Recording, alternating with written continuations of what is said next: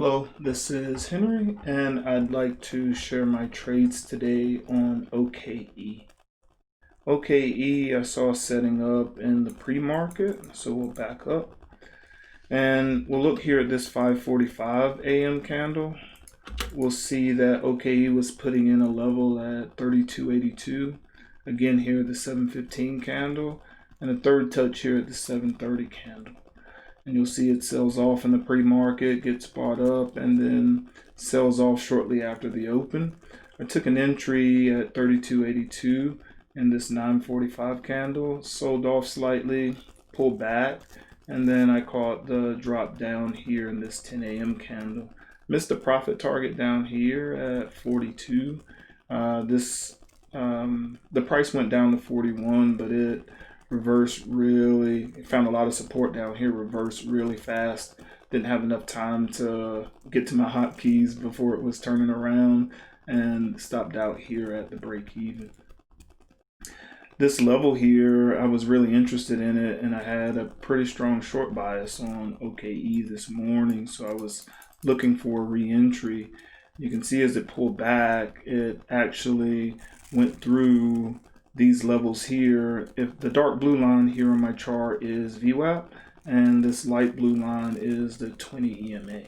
So when it popped up through these resistance levels, or at least at the time I was looking at these as resistance levels, it broke through, but didn't hold up here. So false breakout up here, and when it was coming back down, I decided to take my entry here and caught the move down a little bit because I figured it was just shaking out weak hands and then was gonna actually make the flush down.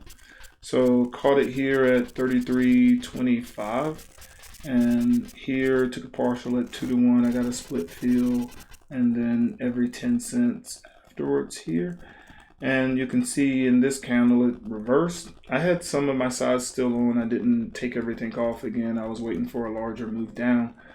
One of the things that did catch my attention about this candle, why I decided to hold on, was if you look down here, you'll see the volume level is really low for such a large candle. So I wasn't certain it would make it all the way back to the VWAP before it would reverse and start to sell off again. But it actually pressed up, and I took my exit here. And then you'll notice again, there's this, or we'll notice the volume again in this following candle here, really low volume, long-legged doji.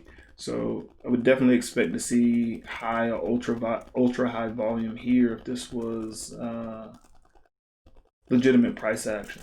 And then again, for the third time, you'll see very large candle here, very low volume.